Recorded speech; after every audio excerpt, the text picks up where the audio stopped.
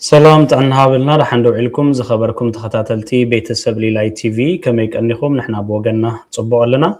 نلوم معنتي اب اواناوي بوليتيكاو غدايات عدنا مسرت كيرنا خنوغا غاشا عدي ملخو غاشاي ابومبر ودبنا صنت تግራይ دكتور دجن مزغبا يو مسانا صنيحكم نتي تحستونا نختكتاتلو بخبر زعدمكم انا بريه ليلاي دكتور نابلي لاي تي في انكم بسلام مصخا يعني اللي عدمي خبير كاس لازم تصحى قبل بي زمسجن نمجمري كخوننا برقص ابز حلفه بامحرنا ون اب غدايتي ببورد مرص ايثيوبيا استو هبه وسانه مسرت غيرنا خمسه وقعنا زذكريو نلوم معنتي ملسيلنا بزعبو كاب كنوقع معبالتاتو ون سلازلو كمتوي كخوننا لوم معنتي ناي بغيتاچو ردا زمراح ودب سمرت ابيت فردي كسيسو تي ببورد مرص ايثيوبيا زوص مغلصي كمز تاغده بلعلواي بيت فردي فيدرال مالتيو رينا لنامو كمودبنا صنت تግራይ اتخونتات كميريخمو لعلواي بيت فردي فيدرال ك ناي حدا هاجر بيت مخري فيدريشن يكون بورد مرص ايثيوبيا زبحالو كلتا عبيت تكالات زوسن ووسانه ناي ماغاد تخوللو وديو كالاي كمزيوم عينت قدات ناي جزات زملس نجار أو كل التخللات أكاتعي بزبل زقرب قدات نايم رأي سلطان اللودي زبل نجار انت رأنا يتصبغي مثلا مو كم ودبنا تصنت تግራይ اتوسانه خمي خمري اخمو بوليتيكاو ترغم انت يهبكم معكم سناي حق قداي ناي حق سمويا نختنتنو نعاتهم يخقدفلهم تو قداي جن ناي حق قداي طرح ايكونه ولاتو زتوهابه مغلصي بورد مرص ايثيوبيا كاف فيدريشن بيت مخري بزرخوكو تئزاز مسرت يلو زحلفو مغلصون ناي حقي كمخان حليفو بوليتيكاوي تو غداي مالتي ناي تግራይ غداي ابريتوريا سممعنت زتبصحلو غداي سلاز ناي بريتوريا سممعنت ولا حنت استفصمه استنخ ነገር اب زيبلون عبيتي بوليتيكاوي حطوتات ناي حزب تግራይ ملاش اب زيرخبلو علبات اب زيرخبلون مودمان عاتهم زملكت بزوحات حطوتات نحتتنا بزلنالو ناتغالسنا بزلنالو كيدي مرصا خيغبرنا دحر ناي بريتوريا سممعنت 3 عامت زاكل 3 عامت ندعليون زاكل بزي مرصا زصنحنا حزبي كوينا نحلنا كل نجر ناف كمزي عينت قرقص بمئتاو اب فنچحات نجرات او قال مجدي شنبتت ناتبهاله ግን ድማ ስቁሉ በድንገት ዝመጹ ነገር ነጥብታት ዘይኮኑስ ኮነ ተባሂሎም በስልሒት ዝስርሑ አጀንዳታት እና ተፈጠሩ በአዋጅ ናይ መንግስት ተከላት በአዋጅ እዙ ናይ ትግራይ መሬት 4% ናይ ትግራይ መሬት ካብ ትግራይ ወሲድና ይለና ዝብል መልእክት ዘለዎ መግለጽታት እና ተውሃበ ተመሊስካ በቤት ፍርዲ ታግዱን ካሊን ኩሉ ናይ ትግራይ ሓይሊ ከምዚ ዓይነት ምንቅስቃስ ኣብ መሬቱ ከምዚ ዓይነት ምንቅስቃስ ምጅማሩ በአወንታ ክረዝ ግቦ ነገር ከም ዘሎ ሓደ ነገር ኣብ ናይ ትግራይ ናይ መሬት ይኹን ካልኦት ናይ ብሄራዊ ረብሓ ጉዳያት ዝምልከት ነገር ዝኾነ ይኹን ትግራዋይ ኣፈላላይ ዘየር ምዃኑ ዝሓለፈ እንድምታ ብጣዕሚ ወሳንን ትክክለኛን እዩ ተፈጥራውን እዚ ንዝኾነ خصብ ተባሂሉ ዝግበር ዘይኮነስ ንዝኾነ ኣካል ንምፍራሕ ተባሂሉ እውን ዝግበር ዘይኮነስ ናይ ትግራይ ጉዳይ ትግራይ ንኹሉ ትግራዋይ ብማዕረ ከሰልፍ ዝኽእል ትግራውነት ንኹሉ ትግራዋይ ብማዕረ ዝሓቆፍን ኣብ ሓደ حساب اب حدا سلف زأتن مخانو زرئي ስለዝኾነ ተፈጥራውን እዩ ከምኡን ክኸውን ይዝግቦ እሱ ሓደ ኣውንታው ነገር እዩ ብድሕሪ ዝተኸዱ ኽያዶታት እውን ብዝተፈላለዩ ኣካላት ዋላ ከም ጽቡቕ ኢምፕሊኬሽን ዘለዎም ጌርና ክንወስዶም እንተኻልና ግን ልዕሊኡ እዩቱ ዘሰክፍ ነገር ትዘስገና ነገር ልዕሊኡ እዩ ዘሎ ማለት እዩ ሓደ ክፍለጥ ዘለዎ ነገር ዋላ ኣውንታዊ ትርጉማቱ ከም ዘለዎ ኮይኖም ግን ልዕሊኡ ክሕሰብ ዝግብኦ ተንኮላት ውዲታት ከም ዘለው ምግማት كنرسع يبلنا بسرون day and night بونه خنكتاتولون مزملكتهم أكلات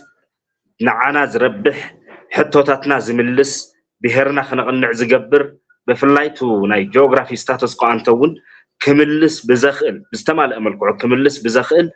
كنصرحهم زجبونا سرحتي مس ناي محبر سب عالم مس ناي إثيوبيا وندحردا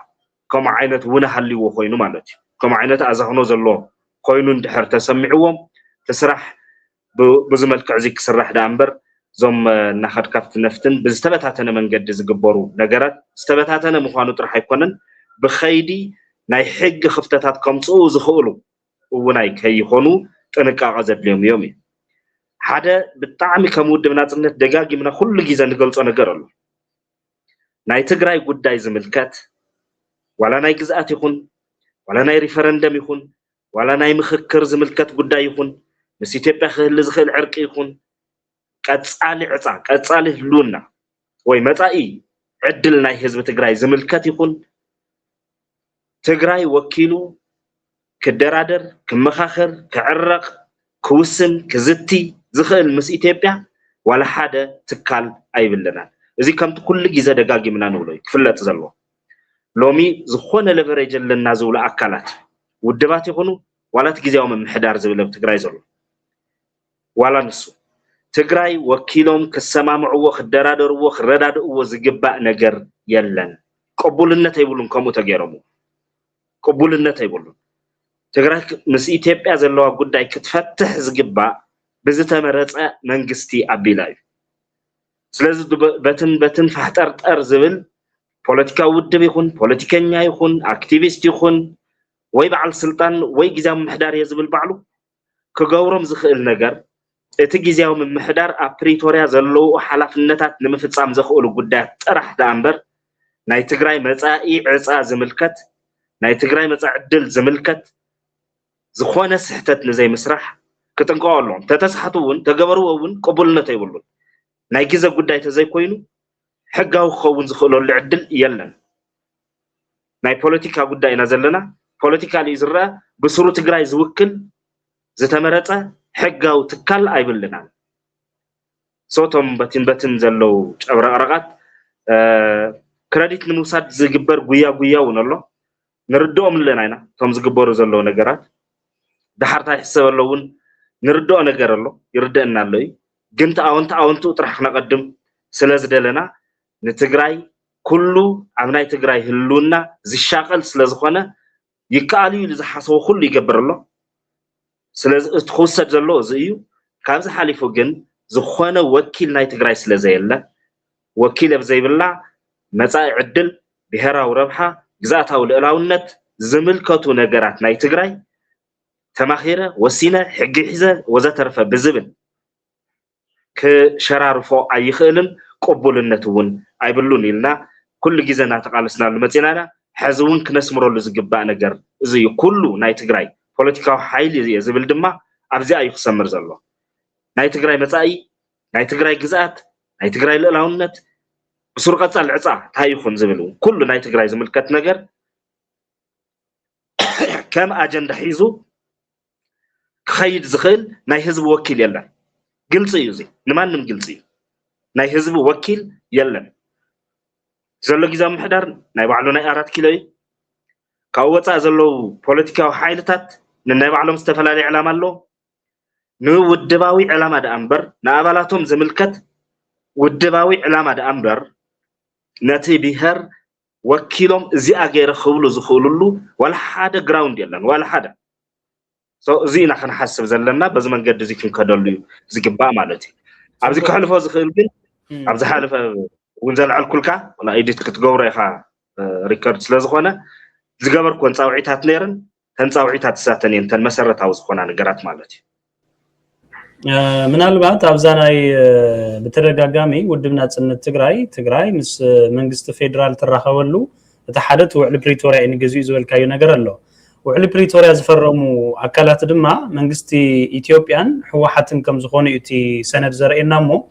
ኣብ ትግራይ ዝኾነ ይኹን ውዕላት ዝግበር እቲ ብህወሓት ዝተመርሐ ድርድር እንድሕር ኮይኑ በየኑ መንገድ ይኻ ኣብ ትግራይ ዝኾነ ይኹን ናይ ህዝብ ውክልና ዘለዎ ውዳበ የለን ዝበልካ ነገር የለንሞ ናይ ህወሓት ነቲ ናይ ህዝብ ትግራይ ይኹን ናይ ትግራይ ጉዳያት ወኪሉ ምስ መንግስቲ ፌደራል ክደራደር ይኽእልን እንዲዩ በኸመይ ኸሪኻ ያንሱ ኣይኽእልን ቀዳማይ ነገር ህወሓት መንግስቲ ስለዝነበረ ዝተመረፀ መንግስቲ ይመርሕ ስለዝነበረ ህወሓት ዝብል ውድብ ዘይኮነ ተዝተመረፀ መንግስቲ ንህዝቢ ትግራይ ዝውክል ዝነበረ ንቃወሞ ኣይንቃወሞ ብዘይገድስ እቲ መንግስቲ ዋላ ህወሓት ይኹን ዝመርሖ ተተመሪፁ ዝነበረ የዝብል ዘሎ እቲ መንግስቲ ንሱ እዩ ናይ መላእ ህዝቢ ትግራይ ውክልና ሒዙ ውግእ ዝገብር ዝነበረ አንጻር ጀኖሳይድ ዝዋጋእ ዝነበረ ብኸይዲ ኣብ ዝተፈጠሩ ሓላፍ ዘላፋት ናብ ፕሪቶሪያ ስምምዕነት ክንበፅሕ ከለና ካፍቶም መንግስቲ ኢትዮጵያ ዝኸሰቦም ንሕና ዝኸሰርናዮም መንግስትነት ይፈሪሱ ቤት ምክሪ ይፈሪሱ ኣብ ትግራይ ሓደ ዓወት ናይ መንግስቲ ኢትዮጵያ ናይ ትግራይ ክሳራ ዝኾን ማለት ቤት ምክሪ ፈሪሱ ማለት መንግስቲ ይብልኻን ማለት ህዝባዊ ውክልና ዘለዎ መንግስቲ ይብልኻን ማለት ስለዚ መንግስትነትና እንተተመንጢሉ መንግስቲ ክሳዕ ቅቡል ዝኾነ መንግስቲ እስካዕ ንመርፅ ውሳነ ክውስን ዝኽእል ኣካል የለን ማለት ህወሓት ኮይኑ ተደራዲሩ እምበር መንግስቲ ኮይኑ ኣይኮነን ተደራዲሩ ህወሓት ኮይኑ ተደራዲሩ እውን በዓል ቤቴ ገለ እናበለ ዘባላሽዮም ነገራት ንግደፎም ስለዚ ቲፒኤልኤፍ እንታይ ይባላሽዩ መንግስቲ ኢትዮጵያ እንታይ ተበሊፁ ወዘተርፈ ዝብሉ ኣብዚ ኣይሰርሑን ምክንያቱ መንግስቲ ኣይብሉ እቲ ህዝቢ ንሕና ሕዚ ነውግዖ ዘለና ናይ መንግስቲ ኢሹ እዩ ናይ መንግስትነት ኢሹ እዩ ስለዚ ህዝቢ ብፓርቲ ኣይውከልን ህዝቢ ብሓደ ፖለቲካ ፓርቲ አይዲዮሎጂ ዘለዎ ሓደ ፖለቲካ ፓርቲ ኣይውከልን ህዝቢ ዝውከል ብመንግስቲ ብፓርቲ ዝውከሉ ካድረታት እዮም ናይ ውድብ ኣባላት ናይ ውድብ ካድረታት ፓርቲ ወኪሎም ክኾን ይኽእል ግን ከም ብሄር ከም ደቂ ብሄር ድማ ትግራይ ዝበሃል ብሄር ናይ ትግራይ ዝበሃል መንግስቲ ንዝመረፆ ይኹን ንዘይመረፆ ዝውክል መንግስቲ እዩ ዝህል ስለዚ ትግራይ ብመንግስቲ ጥራሕ ትውከል ዘላ ናይ ፕሪቶሪያ ስምምዕነት ፖለቲካሊ ክንሪኦ ከለና ናይ ፕሪቶሪያ ስምምዕነት ናይ ህዝቢ ስምምዕነት እዩ ኣብቲ ግዜ መንግስትነት ሒዙ ዝነበረ ህወሓት ስለዝኾነ ህወሓት ተሰማሚዕዎ መንግስታዊ ኣፍልጦ ንዘይመሃብ ኢሉ መንግስቲ ኢትዮጵያ ውድብ ኢሉ ፀዊዕዎ ኣሎ ብውድብ ተስማሚዑ ኣሎ ነቲ ቲዲኤፍ እውን ናይ ህወሓት ዕጥቆ ኢሉ ይፅውዖ ቲፒኤልኤፍ ኮምባታንት እዩ ዝብሎ ስለዚ ንሱ ስለዝበለ ኣብቲ ስምምዕነት ተስማሚዖም ኣለዉ ከም ህዝቢ ግን ቲዲኤፍ ሰራዊትና እዩ ኢልና ተቐቢልና ህወሓት ፓርቲ እዩ ንኣባላት ይኹን እቲ ስምምዕነት ግን ናይ ህዝቢ እዩ ዝጣየሽ ግዝያዊ ምምሕዳር ሓቃፍ ኮይኑ ዝጣየሽ ግዝያዊ ምምሕዳር እዩ በዓል ዋና ዝኾነ ናይቲ ስምምዕነት ኢልና ምክንያቱ ናይ ህዝቢ ስለዝኾነ ተቓልሲ እውን ናይ ህዝቢ ስለዝነበረ ስለዚ እቲ ግዝያዊ ምምሕዳር ሓንካሲ ጥዑይ ኮይኑ የተጣየሸን ካብ መጀመርዩ ክጅመር ከሎ ጀሚሩ ሓንካስ ግዝያዊ ምምሕዳር ተጣይሹ ታዋና ኣብዚኣ ዘላ ክፍተት ቤት ምክሪ ዘይምህላው እዩ ዋላት ግዝያዊ ቤት ምክሪ ማለት እዩ ዋላት ግዝያዊ ቤት ምክሪ ዘይምህላው እዩ ዋላ ግዝያዊ ቤት ምክሪ እንተዝህሉ እውን ኣብቶም ናይ ፕሪቶሪያ ስምምዕነት ካብ ዝተቐመጡ ዓላማታት ወፃ ክፍፅም መሰለ ይብሉ ስልጣነ ይህልዋን ኣብ ፕሪቶሪያ ስምምዕነት ግዝያዊ ምምሕዳር ኣብ ትግራይ ክትከል እዩ ዝተቐመጠ እዚ ትከል ግዝያዊ ምምሕዳር ዘለዎ ዋና ሓላፍነት ድማ ናይ ፕሪቶሪያ ስምምዕነት ምፍፃም ሓደ ሰላምን ፀጥታን ናይቲ ብሄር ምኽባር ክልተ ናብ መረፃ ምሽግጋር ሰለስተ ተን ኣውራ ዓላማታት እዚአን ካብዚአን ወፃእ ኣብ ግዝኣት ኣብ መፃኢ ዕድል ኣብ ካልኦት ብሄራዊ ረብሓታት ዝምልከት ናይቲ ብሄር ናይ ምውሳን ናይ ምዝታይ ናይ ምዕራቅ ዕርቅደ ምፍፃም ምስ ኢትዮጵያ ካልኦት ዝኣመሳሰሉ ነገራት ማንዴት ኣይብሉን ክገብሮ ይኽእልን ዝተመረፀ መንግስቲ ጥራሕ እዩ ዝገብር ዝኽእል እምበር ብናይ ሓደ ውድብ ኣተሓሳስባ ተወኪሉ መላእ ህዝቢ ኣብ ከምዚ ዓይነት ጨብረቕረቅ ከኣቲ ትክክል ኣይኮነን ቅቡልነት እውን የብሉን እዚ ቅቡልነት ኣይብሉን ኤኒ ታይም ክለዓል ዝኽእል እዩ ቅቡልነት ዘይብሉ ጉዳይ እዩ ንምባል ብሓፈሻ እዚ ሕራይ ዶክተር ምናልባት እዚ ካበልና ናብ ውድብ ናጽነት ትግራይ ናብ ውድብኩም ክንምለስ እሞ ኣጋጣሚ ኮይኑ ብተደጋጋሚ ኣብ ህወሓት ዝተረኣየ ምክፍፋል ወይ ድማ ፖለቲካዊ ቅልውላው ኣብ ውድብ ናጽነት ትግራይ እውን ከም ዘሎ ዘርእዩ ምልክታት ንዕዘብ ኢና ንኣብነት ኣባላት መሪሕነት ውድብ ናጽነት ትግራይ ዝኾኑ ገሊኦም ምስ ሻዕብያ ኾንካ ኣንጻር ማእኸላይ መንግስቲ ዝግበር ወፍሪ ንናጽነት ትግራይ ይድግፍ ይዝብል እምነት ዘለዎም ሰባት ብግልጺ ኣብ ሚድያ ቀሪቦም ዝዛረበለው ገለገሊውን ዶክተር ደጀን ከም ኣቦ ወንበር ኣብ ተውጽኦም መግለጽታት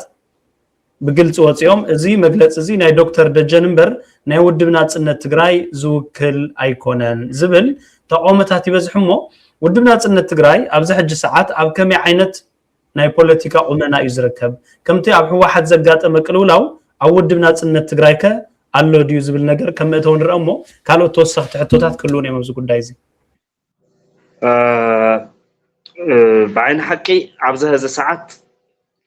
ودب ناصنت تግራይ يفتن الله ዝፍተን ኣሎ ዝበሃል ካይዳ ድማ እንታይ እዩ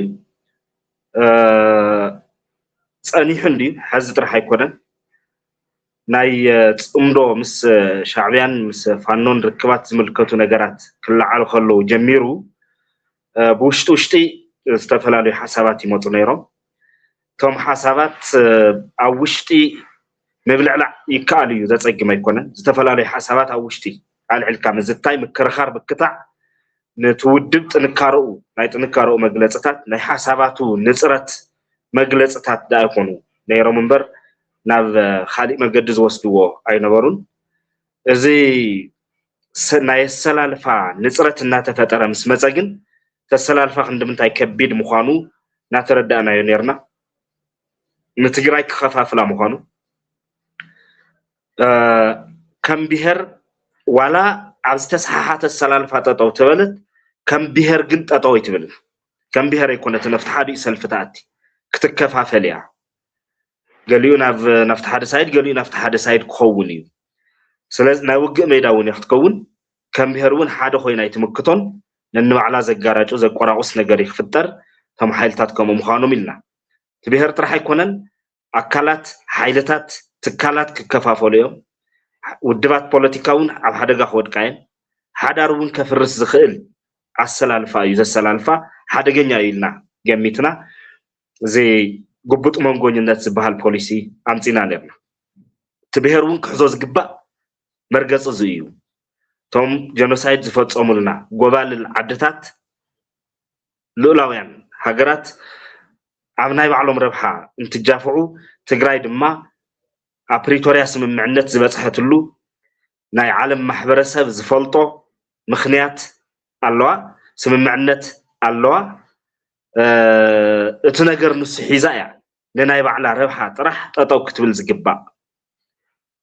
مس محبرسب عالمون بات سممعنت تيبيلا ركبات كتقبر زقبا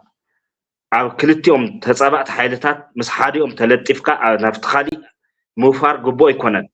عقمون يبلان زي كتقبر زخل كتحاوس لزقبا منقصة تمرت لزقبا أوزو ناي كلت حرامز متفق زي منقون يحتكون الله منقون ينتن تبهالجن إذ كان إجرها نتأمر كسر زي كونه أكتيف زخونه نيوتراليتيو أبرب حقات واسع مالتي مناي بعلى رب حق خون الله زبل أمتنا تمنقصة زين توصيدو تجزاهم محدار زين تحيز تصبو تزاي كوينو خمود دبجن زمرقصة زي حزنا ناس أطاو نبلي إذا مناي تقرأي زبلنا يوم ربحاتات زنتصرنا يوم ربحاتات أتوم كتقالس كلا نزيهم نخيت تقالس بقدمي أزز أنها أكلنا تقالسنا نخدي نابنت من كستنت كتقال كخل الله حقوافي جزيهم نحدار تخيلك عقم أكيوكا بهراوزة غيركا تقدم لنا زوج أنا بوليس 00 خموات أتوخوني خيلي سلازم بهراوزة بهراو مردداء تفتيرو بهراو حادنت تفتيرو جغرافياوي حادنت نخلي ناي جزات حادنت نخرجاجت نمرت أنا خنشجر زي مقبار زخيل منكستنت متكال على تجري حقوافي جزء محدار متكال زي أخذ كونزلوانات نقالسي إلنا عبزنا تصرنايو بمسرت نقالس نيرنا حقوافي جزء محدار نخي تكال وانا عنكفات حيل زبت تنزلو وانا النت تجري زبتها تنازلو بوانا النت تبت تجري زلو نايت بيلف من محدار سلزخونه قالسنا أو تنكر إلو أبي إثيوبيا أبي إرترا تسجع خان أبز خون يخون عم فت مخاط زي كونه تناي تجري عقم زئكم من قصنت نختكل تنكر زبالة قالسي وشتاو جرنا نقالس نيرنا أنا أنت خونه جن تنكر زبالة بزح مقارات التغيريو ودمنات النت دقافي صمدون خخون ደጋፊ ጽምዶ ንክኸውን ኣብ ጎኒ ሕወሓት ንክስለፍ ብዙሕ ጻዕሪ ተገይሩ ብዙሕ ፈተነታት ተኻይዱ ብውሽጢ ብደገ ንሳቶም ቶም ሓሳባት ዋላ ግልጽ ኮይኖም ተመጹ ብውሽጢ ትካትዕሉ እንተኮይኑ ጸገም ይብሉ ተረዳዲኻ እዚ ዘዋጽ ዝበልካዮ መርገጺ ይተሓዘ ግን ኣፍቱ ናይ ውሽጢ ናይ ማእከላይ ኮሚቴ ንብሎ ብተለምዶ ቤት ምክሪ ናጽነት ናይ ውድብና ዝጸደቀ ሰነድ ጽምዶ ዝበሃል ብፍጹም ኣይንድግፍን ጽምዶ ዝበሃል ናይ ሻዕብያ ናይ ፋኖ ናይ ሕወሓት ጽምዶ ንትግራይ ዘለዓለማዊ ጥፍኣት ዘዋልድ እዩ ስለ ጽምዶ ኣይንድግፍን ምስ ኢትዮጵያ ዝግበር ርክብ ሕጋዊ ርክብ ጥራሕ ክኸውን ትካላዊ ሕጋዊ ምስ ቦርድ መረፃ ሰላማዊ ፖለቲካ ፓርቲና ገና ካብቲ ዓዲ ወፃና ሶ ምስ ቦርድ መረፃ ካልኦት ዝኣመሳሰሉ ናይ ትካላት ዝህሊ ርክብ ይህልየና ምስቱ ፓርቲ ምንም ዓይነት ርክብ ክህልየና ይኽእል ምስ ብልጽግና ብግልጽ ዘቐመጥናዮ እዚ ደጋጊምና እውን ዘብራህራህናዮ ምስ ብልጽግና ፓርቲ ከም ፓርቲ ምንም ዓይነት ርክብ ክህለ ይኽእል እዚ ፓርቲ እዚ ብህይወት ሃለወ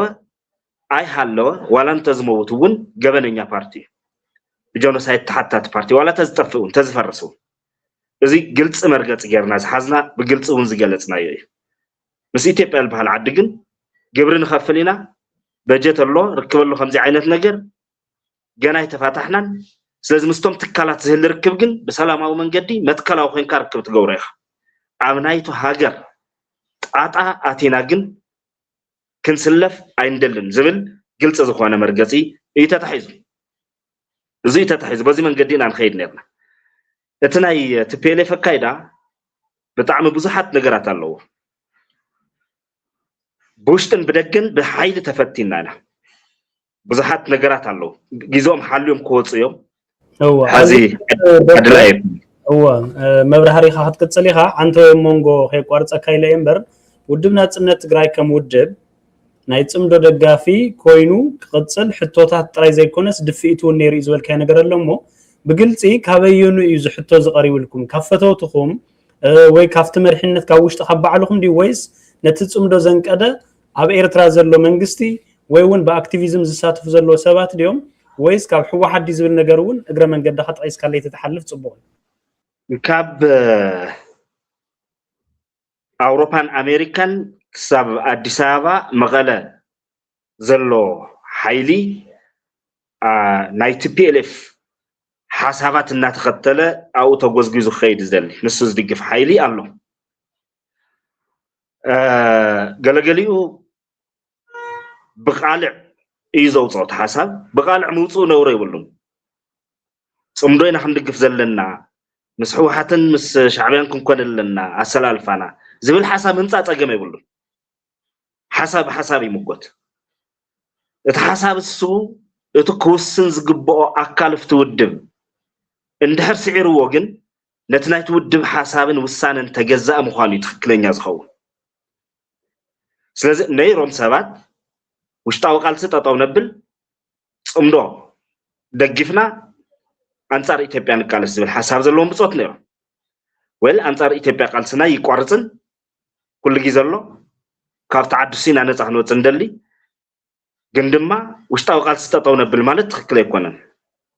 ብስትራቴጂ ክምራሕ ዘለዎ ቃልሲ ናጽነት ስትራቴጂ ድማ ናይ መጀመርያ ምዕራፍ ኢልና ዘቐመጥናዮ ሓቋፊ ቅቡል እሙን ናይ ምግባርን ናይ ምድርዳርን ዓቅሚ ዘለዎ ግዜያዊ ምሕዳር ምትካል እዩ እቲ ናይ መጀመርያ በኦቢልካ መሬትካ ተምልስ በኦቢልካ ዓቅምካ ትእክብ ተዋህልል ቦጌርካ ትደራደር እዙይ ብኣብዝሓ ድምፂ ጸደቀ ካልኩሌትድ ኒውትራሊቲ ዝብል ፖሊስ ኣለና ማለት እዩ እዚ ሒዝካ እዩ ትጣጠው ክበሃል እቲ ዝተሰዓረ ድምፂ ግን ብናይ ደገ ኢድ ኣእታውነት ብጽዕንቶ ብጽልዋ ብምሽምቓ ኣብ ማሕበራዊ ሚድያ ካልኦት ሚድያታት ኣብ ዳያስፖራ ዘለዉ ይኹኑ ኣብ ውሽጢ ዓዲ ዘለዉ ብተናጸል ብምርካብስ ይኹን ኣብቲ ውሽጢ ብምርባሽስ ይኹን ኣብቲ ውድብ ብፍላይ ብምሽምቓቅን ብምጽላምን ጠቐነታት ብምድርራብ ኣሰኪፍካ ብናይ ደገ ጽዕንቶ ኢድ ብምጥምዛዝ ውሳነ ናይቲ ውድብ ንምቕያር ዝተገበረ ጻዕሪ ኣይተዓወተን ስለ ዘይተዓወተ ትውድብ ውሳነታት ሒዙ መግለጽታት ኸውጽ ኸሎ ናይ ውልቀ ይባል ከም አካላት አለው ናይ ውልቀ ውሳነ እንተኾይኑ ናይ ውልቀ መግለጽ እንተኾይኑ እዚ ዝቆጻጸር አካል ኣሎ ትውድብ ፈጻመ ኣሎ ቤት ምኽሪ ናጽነት ኣሎ ሓልዋ ናጽነት ኣሎ ባው ዝቆጻጸር ኮሚሽን ዝበሃል ብተለምዶ ማለት ኣሎ ስለዚ እዞም አካላት እዚኣቶም ጠጠው ክብል ኣሎ ክብሉ ይኽእሉ እዮም ከምኡ እንተኾይኑ ማለት እዩ ክብሉ ይኽእሉ እዮም ባይዘወይ ሕዚ ዝመጽእ ዘሎ ምዕባለ ደፊኡ ብጣዕሚ ብሓይሊ ዝመጽእ ዘሎ ትውድብ ንምኽፋልን ናይ ዘይተደላይ ኣብ ካልኦት ዝተርአ ዓይነት ከይዲ ተኸቲልካ ዘይተደልዮ ዝጠንከረካ ሰብ ወቂዕኻ ናብ ጽምዶ ብቃልዕ ንምውሳድ መጽኦም እዮም ቶም ጽምዶ ዝድግፉን ንነዊሕ ግዜ ናብዚ ጽምዶ እዚ እንተዘይኣቲና ኢሎም ዘሸማቅቁ ዝነበሩ ተሓሳብ ይኮንኩን ሕዚ ጌጋ ሓሳብ ምልዓሎም ጌጋ ይኮንኩን ዝብል ዘለኹ ሓሳብ ተልዒሉ ተሳዒሩ እንተኾይኑ ግን ብናይ ውድብ ውሳነ ተገዛእ ምዃን እዩ ዘድሊ ብግልፂ ሕዚ መጸሎ እዩ ሓይሊ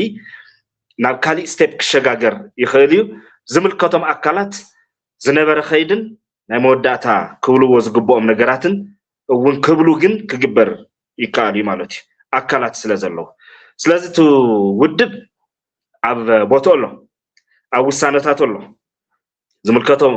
አካላት ዝወሰንዎምን ዝፈለይዎምን ስትራቴጂታት ስሕተት እንተልዩ ነካይድ ኣለዎ ይውድብ ብኸመይ ይኸይድ ዝብል ካብዚ ወፃእ ልክዕቲ ናይ TPLF ውርሲ ሕማቅ ውርሲ ናይ ፖለቲካ አፈላላይ ፐርሰናል ምግባር ናብ ውልቀ ባእሲ ምቕያር ናይ ፖለቲካ አፈላላይ ሎሚ ተፈላለ ሓደ ትኮን ትኽእል ኢኻ ተምፅኦ ኢኻ እሞ ድማ to grand objective to grand vision አፈላላይ ኣብ ዘየለሉ ብናይ ፖለቲካ አፈላላይ ሕዚ ዘሎ ናይ አሰላልፋ እሞ በአካላት ወሲኖም ናይ ውድብ ዝገበርዎ ብዝዕሪ ነገር ፐርሰናል ጌርካ ዝኽየድ ክያዶታት ኣሎ እዚ ዓጋም ጣሓስ ከይዲ ኸድካ ምስ ሰባት ተዋኢስካ ትውድብ ኣፍሪስካ ዓጣቕጣቕ ኣቢልካ ምኻድ ወይ ትውድብ ምፍራስ ወይ ምውራስ ወይ ምፍራስ ዝግበር ኸይዲ እዩ ኣብ ዝበፅሖ ኣሎ ኢለ ኣይኣምንን ሕጋዊ ካይዱ እስካዕ ዘይሰሓተ ውልቀ ሰባት ድላዮም ገብሩ ይኽእሉ እዮም ድላዮም ክብሉ ይኽእሉ እዮም ወል ንኽእሎ ኢና ንሱ ትውድብ ግን ኣብዚ መስመር እዚ እዩ ዘሎ ማለት እዩ ሓደ ነገር ብናይ ደገ ሕዚ እውን ንማንም ግልፂ ክኾን ዘለዎ ነገር ኢድ ብምጥምዛዝ ብደጋ ደገ ኮይንካ ፈታዊ መሲልካ ወይ ነይረሉ የልካ ኢድ ብምጥምዛዝ ናይ ውድብ ውሳነ ምቕያር ኣይከኣል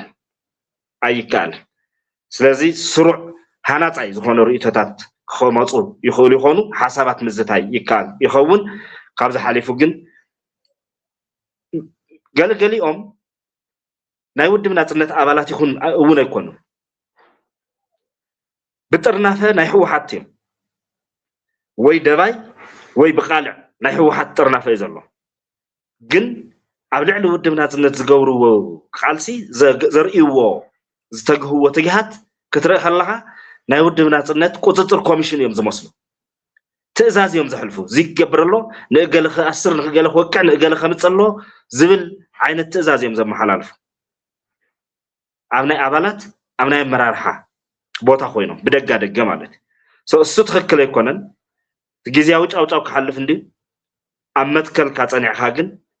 ኩሉ ክሕለፍ እዩ ስለዚ ትውድብ ኣብዚ ደረጃ እዚ እዩ ዘሎ እዩ ግርም ምናልባት ምስ ጽምዶ ተታሒዙ በተትለን ዘለኻ ደረጃ ኣባላት መሪሕነት ይኹኑ ቅድሚ ሕጂ እውን ኣብቲ ውዳበ ዓብይ ጽልዋ ዝነበሮም ሰባት ከይተረፈ ጽምዶ ኣብ ምድጋፍ ምስ ኤርትራ ምስ ሻዕብያ ኮንካ አንጻር ማእኸላይ መንግስቲ ንዝግበር ወፍሪ ክንከትተለና ዝብሉ ቁጽሮም ዘይናዓቂ ዝበልካይ ነገር ኣሎ ማለት ብዙሓት ከም ዝኾኑ ኣብቲ ማሕበራዊ ሚድያ ንሪኦ ኣለና ማለት እዩ ከም ዶክተር ደጀን ምናልባት ንሳቶም ዝብልዎውን ውድብ ናጽነት ትግራይ ሃገር ክገብር ዝቃለስ ውድብ ከም ምዃኑ መጠን ኤርትራ ወይ መንግስቲ ኤርትራ ትዝግበር ዘሎ ጽምዶ ውሽጣ ዋላ ኦፊሻል ክሳብ ሕጂ ዝተባሃለ ነገር እያሃሉ ግን ገለገሊኦም ንምንታይ ኣኹም ጽምዶ ትድግፉ ዘለኹም ምስ መንግስቲ ኤርትራ ኮንካ አንጻር ማእኸላይ መንግስቲ ሙፋር ማለት እንታይ ኣያ ክትርባሕ ትግራይ ዝብል ሕቶታት ዘቕረብ ኩሎም ገለ ሰባት ኣለዉ ታዮም ዝብሉ ዋላ ብግልጽ ይኹን ውሽጣ ግን መንግስቲ ኤርትራ ንትግራይ በወግዒ ናይ መጀመርያ ከም ሃገረ ትግራይ ሪኮግናይዝ ክገብር ዝኽእል እንድሕር ኮይኑ ስለምንታይ ምስ ሻዕብያ ሓቢርና አንጻር አዲስ አበባ ዘይንስለፍ ስለዚህ እቶም አንጻር ጽምዶ ዘለው ሰባት አንጻር ናጽነት ሃገረ ትግራይ እዮም ኢሎም እዮም ዝኸስኹምሞ ኣብዚ ጉዳይ እዚ ዶክተር ደጀን ከም ሓደ ናይ ናጽነት ተቃላሳይ ሞ መንግስቲ ኤርትራ ሻዕብያ ንትግራይ ከም ሃገር ሪኮግናይዝ ክገብር ዝኾኑ ምንቅስቃሳት እንድሕር ሃልዮም ዘይትድግፈሉ ምክንያት እንታይ ክኸውን ይኽእል የለም ስለዚ የለም ዘይድግፈሉ ምክንያት ሻዕብያ እንትፍጠር ጀሚሩ ክሳብ ዛቅጽበት እዚኣ ኣይኮነን ናጽነት ትግራይ ክድግፍ ብሄራዊ ህልውና ህዝቢ ትግራይ እውን ዘይቀበል ስርዓት እዩ ዕድመ ልክዑ 60 ዓመት እንተኮይኑ ዘሎ ቃልሲ ካብ ጅምር ክሻብ ሕዚ 60 ዓመት ሙሉእ አንጻር ትግራይ ዘቅናዕ ቃልሲ ዝገብር ነይሩ ዋላ ሕዚ ንዑ እንትጨንቆ ኣብ ትግራይን ነፈ ሕወሓትን ጉንብሕ ጥልዕ ይብል እዩ ጉንብሕ ጥልዕ እውን ኣይኮነን ከም ጸባ እናርአኻ ተድዕሳ ድሙ ከም እንዳገበረ እዩ ዘድዕስ ቀደም እውን እኮ ኣብ በረኻ ኣብ ሳሕል ናይ ተጋደልቲ ሕወሓት ሓገዝ ክደል ከሎኮ ወይን ጎማ እግራ እናበለ የጸባብቆም ነይሩ እዩ ጅግንነቶም ምስክር ነይሩ እዩ ግን ጥሜት 77 እንትገጥም ታይ ከም ዝገበረና ድማ ንፈልጥ ኢና በመሰረቱ ንሕናን ዕላማናን ንኢሉ ክሳብ ሕዚ ዘይቀመጦ ዘይደርበዮ ተሓሳስቦ እኮ ትግራይ ማለት ኣብ ኢትዮጵያ ትርከብ ሓንቲ ዘይሰልጠነት ንእሽተይ አውራጃ እያ ብስሩ ቀፂሉ እውን እኮ ኤርትራ ወይ ሻዕብያ ማለት ናይ ሻዕብያ ስርዓት ኣብዚ ዝነበረ ናይ ጽንተት ክሳተፍ ከሎ ፕሮጀክት ዕላማ ሒዙ ይመጽ ፖለቲካዊ ሕጾ ክፍጽም ናፍታ ልኡል መንገሻ ይመርሕዋ ዝነበሩ ካርታ ክትምለስ ትግራይ ናፈከረ ካብ ይትረፍሞ ብሄራዊ መንግስቲ ካብ ናይ አቡነ አረጋዊ ንላዕሊ ዘይበልጽ ውዳበ እንተፈጢራ ትግራይ ኣብ 6 ወርሒ ከም እናኸደት ኤርትራ ከም ጥንስኽ ተንጽሎ ምዃና እናፈከረ ተጋሩ ንሱዳንን የመንን ፋሕብትን ክብሉ እናተዛረበ ኣብ ትግራይ ዝፈጸሞ ግፍዒ ዝቀተሎም ሰባት አበይ ገሓቢለ ገዲፈዮም እናበለ ዝኸደ በመሰረቱ ሲ ኣብ እግሪ ሓወልቲ ኣክሱም ድሕሪ ጫፍ ናይ ኣክሱም ወገናትና በየማንን ጸጋምን ተጋደልቲ ወይ ወታደራት ኤርትራ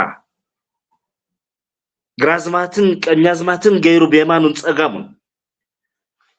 መዓመም ተዓሚሙ ርእሱ ኣብቲ እግሪ ሓወልቲ ኮይኑ ናይ ኤርትራ መዝሙር እናዘመረ ታይዲ ኢሉና ኸይዱ ኣወል ስዒድ ታይዲ ገይሩ ንምንታይ ሓወልቲ ኣክሱም መሪጹ ብስርሖሙ ክገብር ከሎ ትርጉም ከሎ ብዘይ ትርጉም እኮ ይኮነን ገይሩ በሃበ ተረኽበ ሓወልቲ ኣክሱም ስለዚ ፎቶ እኮ ይኮነን ነው ኸይዱ ከምኡ ገይሩ ኣብ ጎገር ዓልታ ወይ ደንገላት ማርያም ወይ ዓሲምባ ኸይዱ እኮ ይኮነን ከምኡ ገይሩ ወይ ኣብ ኣጋጣሚ ዝጸንሖሉ ሜዳ ኮይኑ ይኮነን ከምኡ ገይሩ ንምንታይ ኣብ እግሪ ሓወልቲ ኣክሱም ታ ነገር ሳገይረዋ መልእኽቲ ትግራይ ዝበሃል መንነት ዓንዲ ሕቁቁ ሰይረየ ኣለኹ ኣፍቱ መሰረታዊ ክብሪ ናይቲ መንነት ዓንዲ ኣብኡ ሸይነሉ ኣለኹ መዝሙር ኤርትራ ኣብኡ ተዘሚሩ ኣሎ ተቐቢራ ኣላ ትግራይ ዝብል ዘሎ ተዓዊትና ኣለና ዝብል ዘሎ ትግራይ ብምጥፋእ ሻዕብያ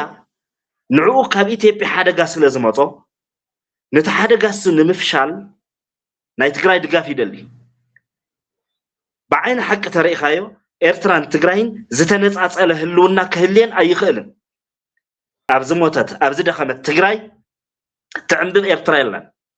ኣብዚ ጠፍአት ኤርትራ ትዕንብብ ትግራይ እውን ኣይትህልን እዚ ናይቶም ህዝብታት የዘውግዕ ዘሎ ናይ ሻዕብያን ሕወሓትን ኣይኮነ ሻዕብያን ሕወሓትን ግን እዙ ናይ ክልቲኡ ህዝቢ ሓድነትን ተመጋጋባይነትን ተደጋጋፋይነትን ሰይሮም ሓዳሽ ኢትዮጵያን ሓዳሽ ኤርትራን እናበሉ ዝመጹ ሓይልታት እዮም ስለዚ ሻዕብያ እሱ ዝቆጻጸራ ኢትዮጵያ ክትህል እምበር ትግራይ ኣብ ኤርትራ ወይ ትግራይን ኤርትራን ሓደ ሃገር ክኾኑ ናይ ትግራይ ነፃነት ወይ ኣፍልጦ ሂውን ናጽነት ዘለዋ ትግራይ ሃገር ዝኾነት ትግራይ ከፍልጥ እዩ ዝብል ዕሽና ደጋጊመ ክዕሸ አይደለን ደጋጊመና ክንታለለ አይደለን ደጋጊሙ ዝሰለቦም ከምድላይ ዝገሰሶም አካላት አሉ ህዝብ ትግራይ ዝወለዶ ብሙሉ ህዝብ ትግራይ ህወሓት ይመስሎም ተሃልዩ ተጋጊ ንህወሓት ስለዝሰዓረ ንህወሓት ስለዘንበርከኸ ንህዝብ ትግራይ ዘንበርከኸ ዝመስሎም ተሃልዩ ጌጋይ ስለዚ ህዝብ ትግራይ ካብ ሻዕብያ ካብ ስርዓት ሻዕብያ ዝጽበዮ ናጽነት የለን ተሓታትነት ይጽበኻው ካብ ሻዕብያ ምዕጻው ድማ ሓንቲ ህዝብ ትግራይ ዘንበርከኸላ ካርድያ ስርዓት ሻዕብያ ኣብ ዝኾነ እዋን አልዒለ ነይረ ፕሮፌሰር መድሃኒ ታደሰ ኣብ ኢትዮ ኤሪትሪያን ዎር the prospects and retrospects of ዝብል መጽሓፉ ዝገለጻ ነገር አለ ሓንቲ ዝተኣማመነላ ካርድ ኣላቶ ታ ካርድ ሳውን ንህዝብ ትግራይ ንምሕናቅ ማለት ታ ካርድ ሳ ዕጽዋያ ንሱዳን መውጽኢ ናይ ህዝብ ትግራይ ንሱዳን መውጽእ በር ምዕጻው 77 ገይሩዋ እዚያ ዓጽዩ ህዝብ እናረገፈ ሕዚ ዝገጠመና ጽንተት ገይሩዋ እዩ ደጊሙዋ ተጠቂሙላ ምዕጻው ጥራሕ አይኮነን ሕዚ ጨፍጭፉውን ቀቲሉ እዩ አውዲሙ ያዕኒ ብዙሕ ነገር ከምዘ ይልዓል ገርና የሚል ናፈከሩ ዝመጽ ነገር ስለዚ ምሻዕብያ ኮይንካ ዝጋሃድ ናይ ትግራይ ናጽነት የለን አይኮነና ትግራይ ናጽነት ታዘላ ብሄሩ ናይ ትህሉ ምሻዕብያ ኮይንካ አይትህልን ሓደጋ ቀዳማይ ነገር ፋኖ ሳልሳይ መጻምዲ ሻዕብያን ፋኖን አስፈሕ እንተቢልና ድማ ልሂቃነ ምሓራ ምሻዕብያ ዘመሳስሎም ካብ ዘመሳስልዎም ነገራት እቲ ሓደ ናይ ኢትዮጵያ ፌደራላዊ ስርዓት ዘይምቕባል እዩ ሻዕብያ ኢትኒካዊ ፌደራሊዝም ይዝብሎ ናይ ምሓራ ልሂቃን ፋኖ ሓዊስካ የጎሳ ፌደራሊዝም እዮም ዝብልዎ ክፈርስ ዘለዎ ዘይቕበልዎ ነዚ ክፈርስ ዘለዎ ቅቡልነት ዘይብሉ ስርዓት እዚ ዝተኸለ ህወሓት ንህወሓት ዝወለደ ህዝቢ ትግራይ እዚኦም ተሓተትዮም ከምዚ ኢሎም እዮም ተበጊሶም ስለዚ ሌጋሲኦም ክነጥፍኦ ኣለና ኢሎም ዝተበገሱን ዝገበሩን እዮም እዞም ሓይልታት እዚኦም ከምኡ እዮም ገይሮም ተመሊሶም ንንባዕሎም ምስቱ ፌደራል መንግስቲ ምስ ተብኣሱ ኣጌን ብናይ ካሊእ ሰብ ኢድ ሓዊ ምፅሓር ማለት እዩ ሻዕብያ ንናቱ ህልውና ተሓው ዝጭብጠሉ ትግራዋይ ክኾን ትግራይ ክትኮን ታትነድድ ዝገብር እምበር ሻዕብያን ልሂቃነ ምሓራን ዘሰማምዖም ትግራይ ዝበሃል ብሄር ከይህሊ ምቕታል እዩ ክከፋፈልዎ ይኽእሉ እዮም መወዳእቱ እውን እንድሕር ዳኣ ተዳኺምና ካልኣይ ሻዕብያ ሃገር ነፃ ሃገር ክኸውን ዝፈቐደሉ ህዝቢ ትግራይ ዝፈቐደሉ ህዝቢ ትግራይ ከም ብሄር ክንህሉ ዘይፈቐደልና እዚ ስርዓት እዚ ካብ ታሪኹ ንፈልጦ ኢና ኣብ ቃልሲ እውን ንሕወሓት ገዲፉ ይደራደር ነይሩ ንሕወሓት ገዲፉ መሓዙት ክፈጥር ይፅዕር ነይሩ ጽባሕ ንግሆ ህዝ ኤርትራ ልኡላዊ ሃገር እዩ ኢትዮጵያ እውን ልኡላዊ ሃገር እዩ ኣብ ዘይምስዓዓር እንተተበፂሑ ዝተናውሐ ኩናት ዝኾን እንተኮይኑ እዚ ነገር እዚ ከባቢያዊ ቀጠናዊ ረብሻ ክፈጥር ዝኽእል እንተኮይኑ ማሕበረሰብ ዓለም ዋላ ብግዴታ ከሰማምዖም እዩ ዋላ ብግዴታ ከሰማምዖም ይኽእል እዩ ናብ ምድርዳር ይኽምፃእ እንድሕር ናብ ምድርዳር መፅኦም ኤርትራ ትደራደረሉ ዓቕሚ ኣለዋ ዓሰብ ዘይደራደረሉ እዩ ዝመስሎም ዘሎ ቶምናትና ግን ብሊዝ ክሸጦ ይኽእል እዩ ብሊዝ ክሸጠሉ ይኽእል እዩ ምስ እዚ ተታሒዙ መንግስቲ ኢትዮጵያ ድማ ናይ ላንድ ስዋፕ ጉዳይ ክህሉ ይኽእል እዩ እዚ ኣንፊቶሞ እዮም ብዙሕ ግዜ እውን ካብ ትግራይ መሬት ክወስድ ይኽእል ኤርትራ እቲ መሬት እዩ ዝውሰድ ሳልሳይ ዋላ መሬት ይውሰድ መንግስቲ ኢትዮጵያ ዝደራደረሉ ዓቕሚ ኣለዎ መንግስቲ ኤርትራ ዝደራደረሉ ዓቕሚ ኣለዎ እንከሃባ እዩ ኣብቲ እንከሃባ ትግራይ ኣበይ ቦታ ትርከብ ኢልና ተሓሲብና ትግራይ ናይ ኢትዮጵያ ናይ ውሽጥ ጉዳይ እያ ተባሂላ ትግደፍ ሻዕብያ እውን ምስ ኢትዮጵያ ክደራደር ከሎሲ ካፍቶም ይጥፉ ኢሎም ዝደራደሩሎም አካል እውን ክንኮን ንኽእል ኢና ጽባሕ ንግሆ ኣብ መንገዲ ከም ዝወግሖ ዝብኢ ገዲፍዎም ክዕርቕ ክደራደር ዝኽእል ሓይሊ እዩ ምእንቲ ሕወሓት ምእንቲ ትግራይ ክብል ናይ ኤርትራ ሃገርነት ናይ ሻዕብያ ህልውና ናብ ሕቶ ዘእቲ ዓሻ ኣይኮነን ከምዚ ዓይነት ዓሻ ኣይኮነን ጠንክር እንተይሉ ኩነታት ራሕሪሕዎም ክደራደር ይኽእል እዩ ኣብ ናይ ባድመ ውግእ ርኢና ኢና ካብ ባድመ ወፂና ማለት ፀሓይ ዓሬባ ማለት እያ ዝብል ዝነበረ ዝኩሉ ተህዲድን ፈኸራን ባድመ ምስ ተፀፍዐ ኣይወዓለይ ሓደረ ናይ ሕብረት ኣፍሪካ ናይ ሰላም እማመ ተቐቢሎ የለኹ ዝበለ ሰብ እዩ ስዕረት ተቐቢሉ የ20 ዓመት ዝፀንሐ መሬቱ እውን ባፈር ዞን ክኸውን ንዓቃቢ ሰላም ሂቡ ዝፀንሐ ስርዓት ሎሚ እውን ጥንክር እንተይልዎ ኣብ መንገዲ ገዲፍዎም ዝዕረቕ ሰብ እምበር ንናይ ትግራይ ናጽነት ክብል ንናይ ሕወሓት ህልውና ክብል እቲ ኤርትራ ዝበሃል ሃገር ከም ሃገርን ናይ ሻዕብያ ስርዓት ከም ስርዓትን ናብ ሓደጋ ዘእቱ ዓሻ ኣይኮነን ዝዕሽነት እዚ ኣብቶም ናትና እዩ ዘሎ እዚ ዝገብሩ ዘለዉ ናትና እዩ ስለዚ ካብ ኤርትራ ኣሚን ካብ ስርዓት ሻዕብያ ሃገርነት ትግራይ ኣይፅበን ኣብ ሰማይ ዘሎ ደመና ማለት እዩ ኣይፅበን ናይ ሕልሚ እንጀራ ባህሪኡ ክቀይረ ይኽእል እንዶ ዝብል ሞገት እውን ዘልዕሉ ሰባት ስለ ዘለዉ ፖለቲካ ጋጣም ናይ ሻዕብያ ባህሪኡ ክቀይር ይኽእል ዶ ንሳን ሓዛ ባህሪኡ ክቀይር ይኽእል ዶ ንታክቲካሊ ክቀይር ይኽእል እዩ ግን ኣወል ስዒድ ይመፁ ይዛረበካ ኢሳያስ ይዛረባን እዚኣ ብኣወል ስዒድ ኣቢሉ መን ከማኹም ክብለካ እዩ ሓደ ሃገር ክንኮን ኢና እውን ክብለካ ይኽእል እዩ ኣወል ስዒድ መፅእ እዚኣ ኢሳያስ ይዛረባ እዚ እኮ ንስቕ ኢልካ ናይ ጆርናሊዝም ናይ ኣክቲቪዝም ጉዳይ እኮ ኣይኮነን ናይ ብሄር መጻኢ ዕድል ጉዳይ እኮ ኢና ነውግዕ ዘለና ባህሪኡ ክቀይር እንተቀይሩ بمسرة تحتات اندي كغير يخيلن ون 60 ዓመት 70 ዓመት ዝጸንሐ ዝዓለጠ ደመኛ ጸላኢ ናይ ብሄር ኢሳያስ ዝበሃል ስርዓት ባህሪ ክቅይሩ ኢልካ ምጽባይ ኣብ ውሽጢ ዓቕምኻ ዘይምእማን እዩ ሓደ ናይ ስትራቴጂክ ቲንኪንግ ዕውራን እውን እዩ ዘይምሕሳብ ዘይምኽኣል ስትራቴጂካሊ ክሪቲካሊ ክትሓስብ ይትኽእልን ስትራቴጂክ ክህልየካ ይኽእልን ከመይ ክዓውት ዝብል ኮንዶኮን ተቀየረ ኮንዶኮን ባህሪኡ ተቀየረ ብዝብል ዝኽየድ ዕውራን እዩ ናይ ስትራቴጂክ መሪሕነት ፌይለር ገጢሙና ትብል ተመሊስካ ግን ውድቀት ንሱ እናተማህለልካ እናተጸለኻ እንተቀየረኻ እናበልካ ትኸይድ ማለት ተንቲንካ ይኽእል ዶ ይኽእልን ምቕማጥ እዩ እምበር ክቅይር ይኽእል ኢልካ ትፅቢት ጸሎት ጌጋ እዩ ሓደ እዚ ይኽብለካ ካልኣይ በዚ መዳይ እዚ ከመን ይህበካ ዝብል እውን ኣሎ بإثيوبيا سولكا بملكتات انتريخا بملكتات ناي اورومو بلصقنا نابلو تدغاغام زلعلو توم دغفت صمدو نصيلكا بلصقنا نصيلكا موقع ايدغفونال فلايمس بهرنا تحسكا ايدغفون بوغاناي مالتي بلصقنا زبحال ኢትዮጵያ ዝመርሕ ስርዓት ኣሎ ገበነኛ ስርዓት እዩ ገበነኛ ውድብ ተሓታቲ ናብ ዝኾነ ብሄር ክተላግብ ሓሲብ ካሉ ተንቲንካ በደንብ ክኾን ኣሎ ናይ ህልህ ክኾን ይብሉ ግን ቶም ናይ ኦሮሞ ብልጽግና ዝበሃሉ ሰባት ክዱልና ኢሎምና እኮ እዮም ዓበይቲ ሰባት as high as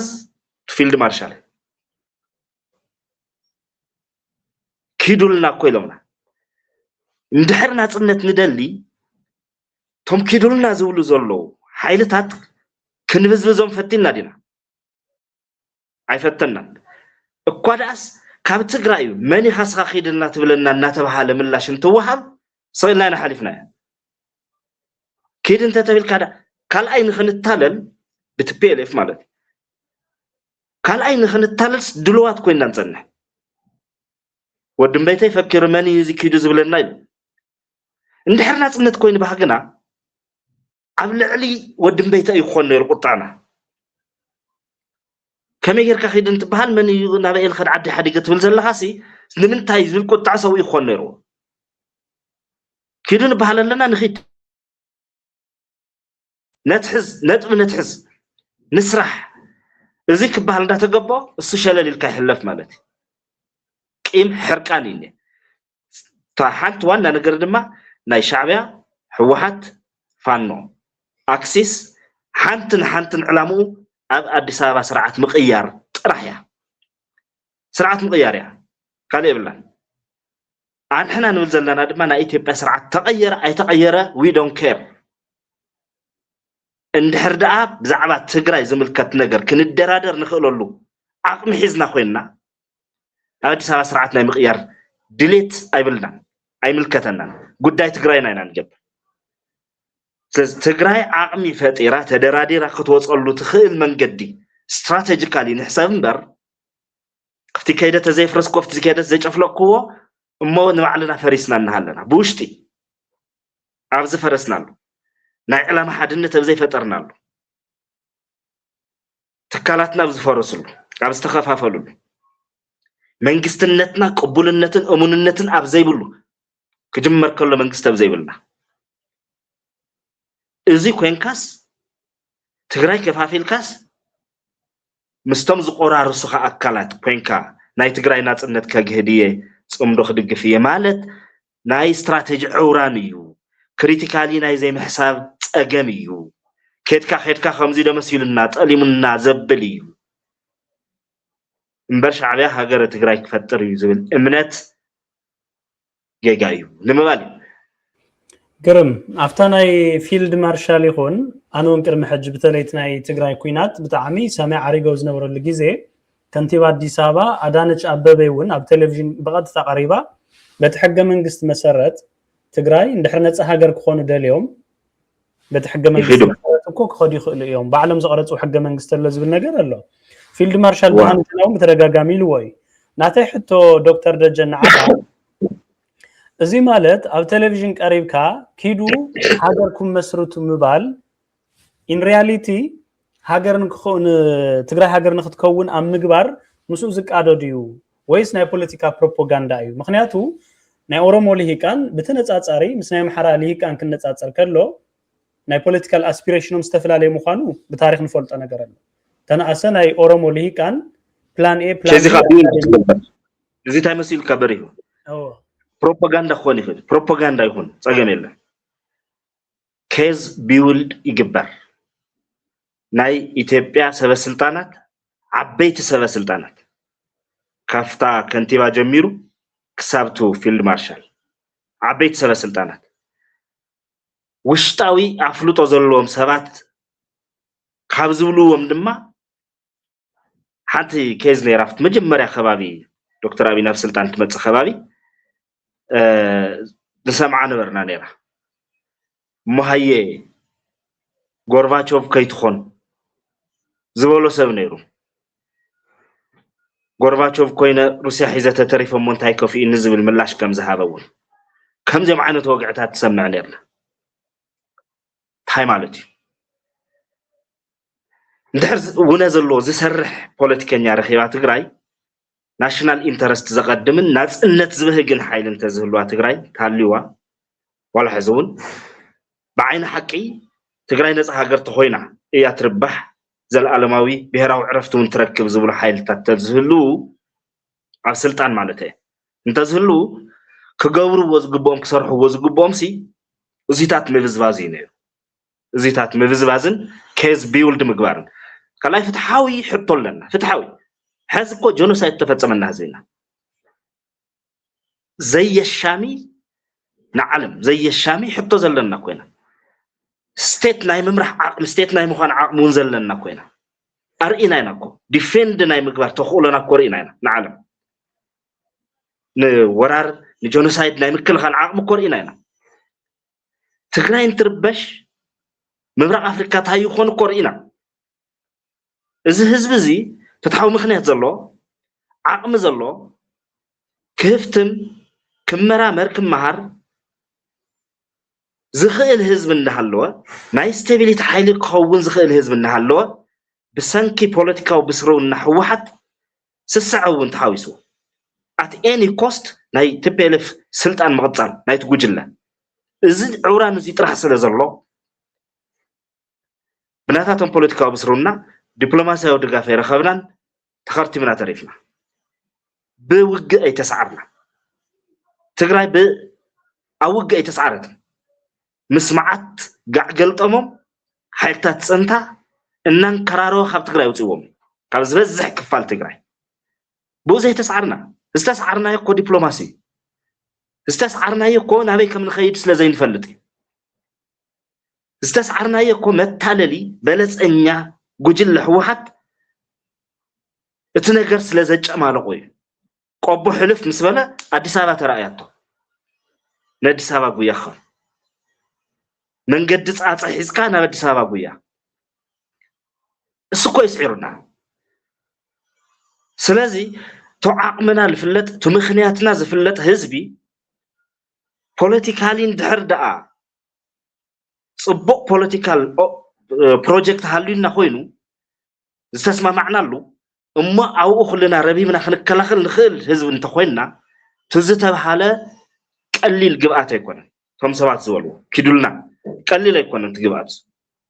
سلاز كيز بيول تقبر مدرخ عالم كتحازل كتقبر محازوت تطريلو دقفت تطريلو بو بالكات خيد كغبر زغبو لغير غير مزيا منالبات نقصالون اسفحنا خنواقع لاينا مس غيزي انصار كن ناب كالوت رئيس غداياتنا من انت خنسغر دكتور كم ابومبر ودبنا صنت تግራይ ገለላ ዓልወት መሪሕነት ናይ ትውድብ ኣብ ጽምዶ ተንበርኪኾም ትግራይ ናብ ዝኸፈ ጸገም ናይ ሻዕብያ ተንበርካኺት ወይ ድማ ናይ ሻዕብያ መጥቀሚ ክኸውን ይገብረለው ኢልካ ስታይ ዝገበርካይ ነገር ኣሎ በተኻሊ ገጽ ድማ ካብ አቶም ማለት እዩ ዶክተር ደጀን ይኹን ውድብና ጽነት ትግራይ ካብ ብልጽግና ከም ውድብ ገንዘብ ይቅበሉ እዮም ገንዘብ ስለ ዝቅበሉ እዮም ድማ እቲ ጽምዶ ሓዲጎም مسنا إثيوبيا منجستي مس بلصقنا خسرحو تجديدهم زلوا زبل كسيتا أربعكم هنا عبنت كرمي حدث معلتات تنتاني بوليتيكا أرنا أفريقيا مرسي أخيرا أبزي مساي مالتيو أبلي لاي تي في أبزنا برنا ديسكيشن حدا نجار الإلونيو ودبنا إن التجراي كبلصقنا جنزب كم زقبل شبوت مرداتا على إيو زبل حبري تقريبا نيرو برجت أفتشوا عجيزة من الوقت أنا بخالي من قد زرخبكو حبريت أصل زين ورني مسمر سي دكتور دجان يكون ودبنات سنة تجراي تزقرب لكم كسيتا متيخم ريتو خطولو خم تخلو جليسنا نيرنا أنا مو أجات أمو خوين دكتور دجان من أخذي طرفه ودبنات سنة تجراي قبل تجنا استقبل قرش خندي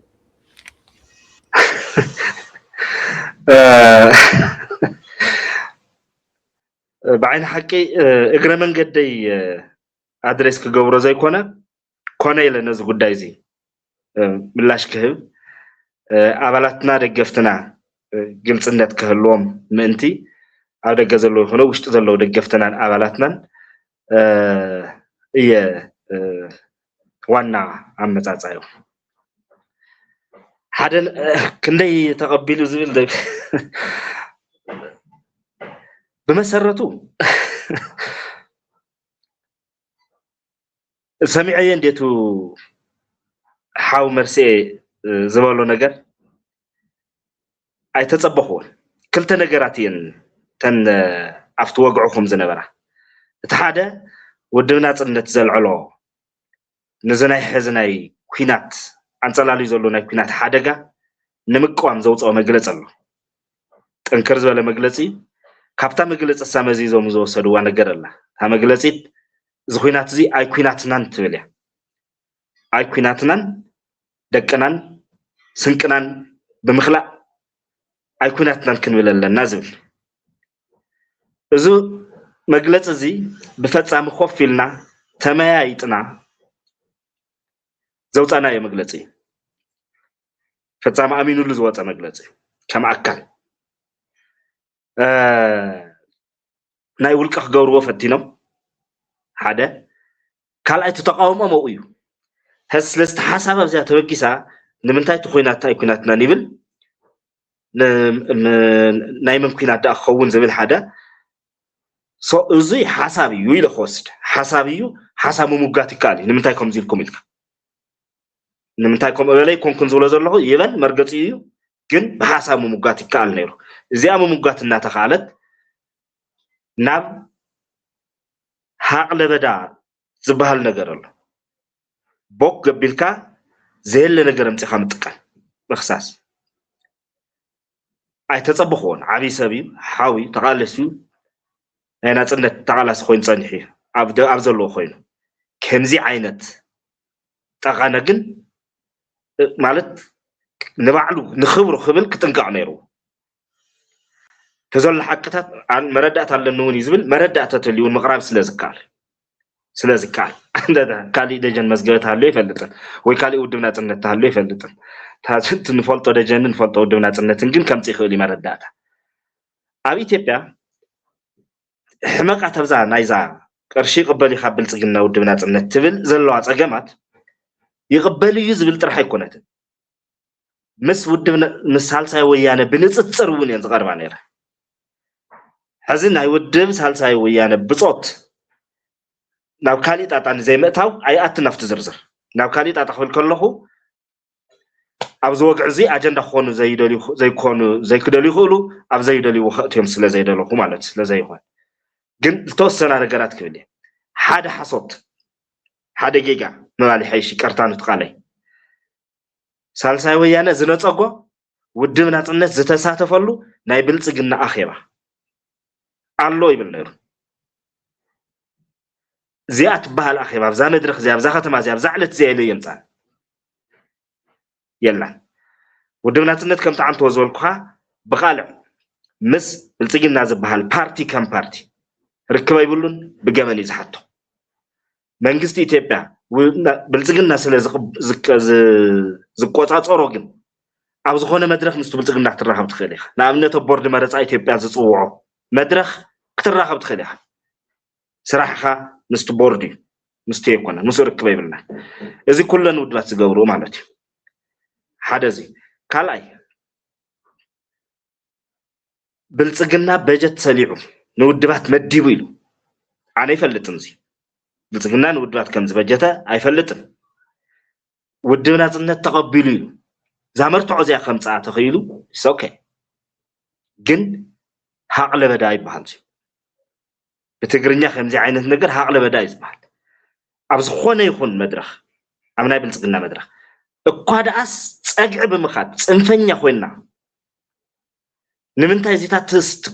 تقاومون لا تفعل ناس تقاومنا يوم مدرخات الله ليت سينا أبنك مخكر كوميشن زبال الله كمود من نتيجنا هنا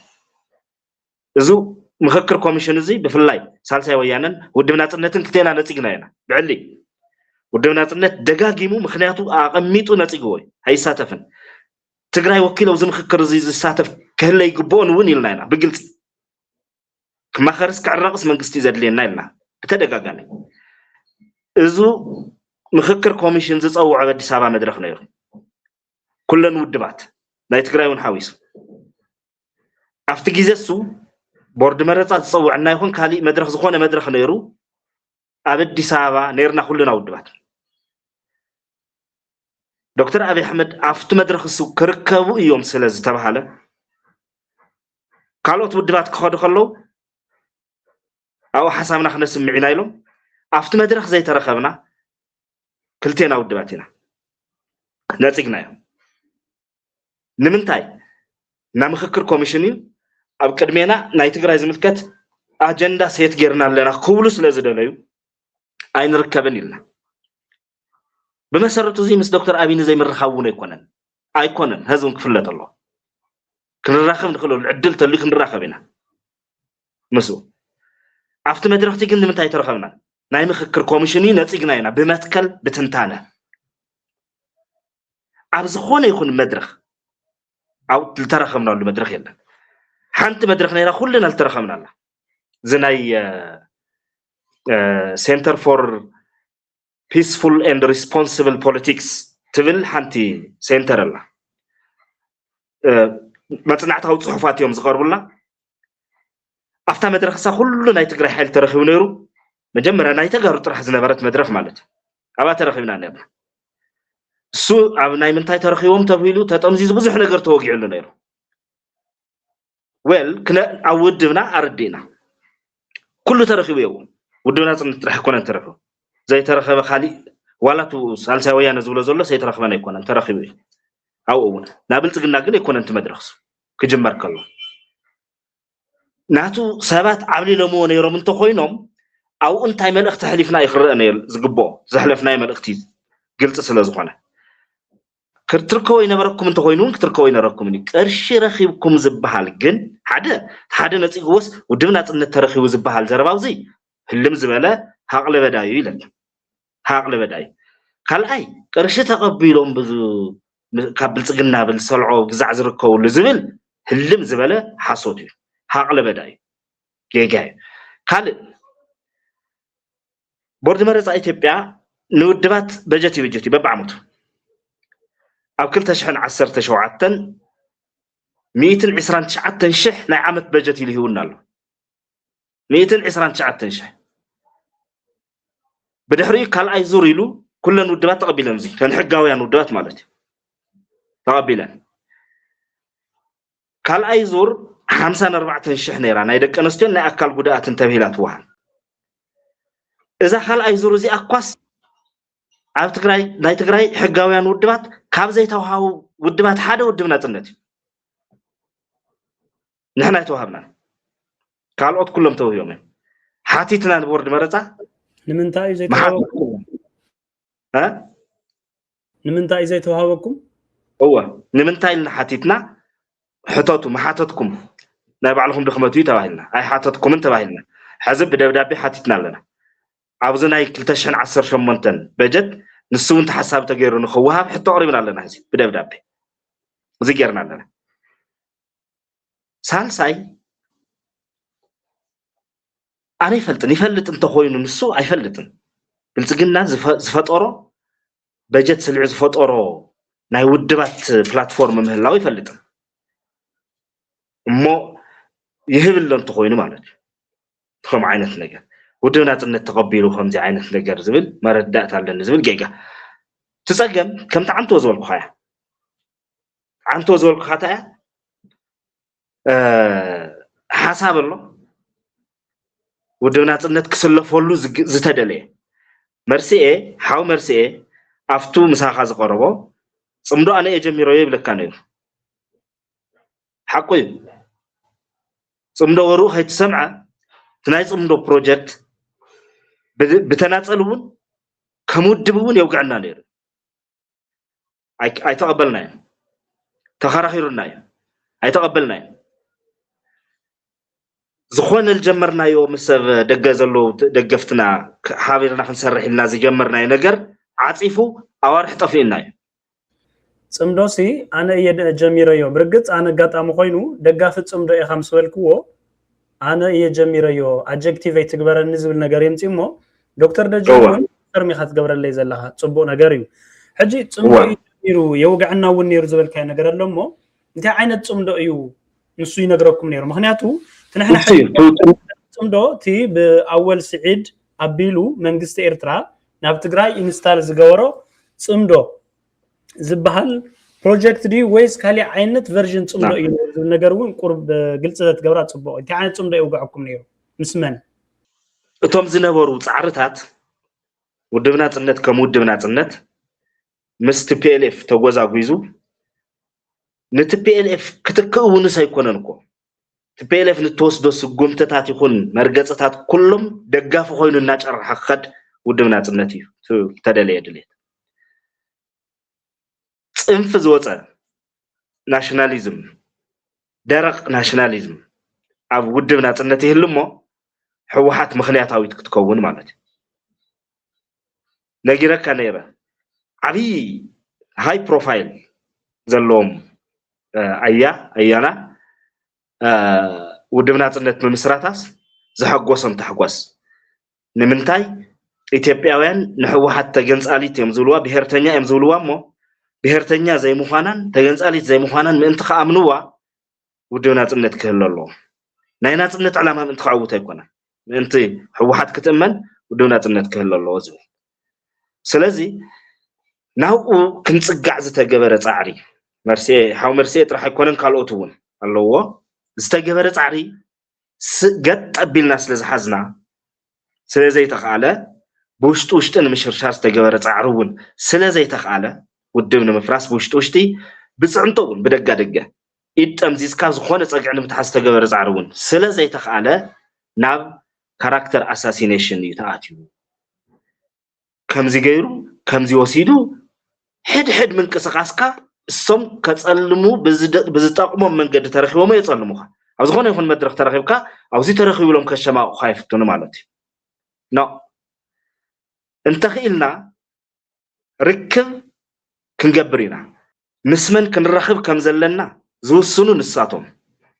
ابي مدرك كنركب كم زلنا زوسونو نساتهم تود بعلو حاسيبو استراتيجي وصيو أنفت كالس نتصيرو مسئجلة خمسي كراخب يخبل يخيلن مالتي بدك قاعد خوينم وسنتي تقاطع صرتي نابيك خيج كم زلوز وسن السم خون إزي عيتخالن كمدب مسخونة ناشناليزم تجري حجاز يزبلنا يو حيلي زين الرخبل له مخنيات يلا ويا خيل نادي تنخيل أبي تبي أمزلو ناشناليست حيلتات ናይ ትግራይ ሃገርነት ክድግፉ ይኽእሉ እዮም ምስንብሎም ሓይልታት ርክብ እንተ ንምስርት ጽቡቕ እዩ ነይሩ ኣይጀመርና ነይከኣልና ብዘይ ምኽኣልና ኢና ክንውቀስ ንኽእል ካልኣይ ኣብ ዝኾነ ይኹን መድረኽ ብውፅኢትን መድረኽ እንታይ ሓሳብ ሒዙን ውድብ ናጽነት እንታይ ሕሊፉን ክግምገም ይኽእል ይኸውን ሓሳብ እንጽኻ ኣብዚ ተረኸበ ኣብዚ ትረኸብ ክብል ዝኽእል ካሊእ ኣካል ግን የለን እሱ ዝውስኑ ኣካላት ስለ ዘለዎ ግን بحسب ممقات أي مخافئن أبزيا ترخيبك جيجا زي مجلس صخا جيجا زي جيجا أي ممقات أي مخافئن يكون ندقاف خوينو ولا تقاوم خوينون زوز إنيو نبيهرز قد مرجع قدامنا نزحزز الله الممقات أي مخافئن إتو حقل بداجن تتغنجن أنا بكمولك أنا سي زي ما قالي كيك جزء اللي لاتني كيك جزء زي كأن PhD هولدري ملو فاميلة أركي سازقال استقال ساي مس بوصاتي ينكم مالت أبكب عطاو خوينم أبكب عطاو خوينم زقالوس زلو بوصاتي كان لي عين طقنا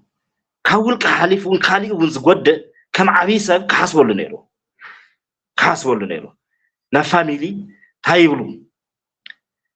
أيكبر نوري محاب نورز قبرس يحصات مخاني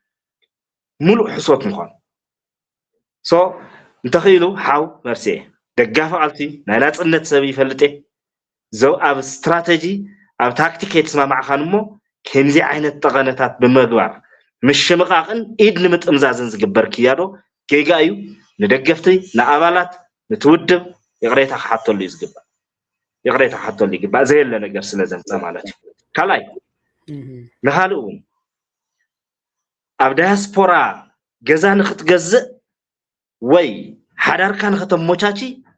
ودبات مدرادري مقبار دما كمودبنات النت أين قبلا بودبنات النت تدرادير كا ودبنات النت نوصل فزيخ تيلكا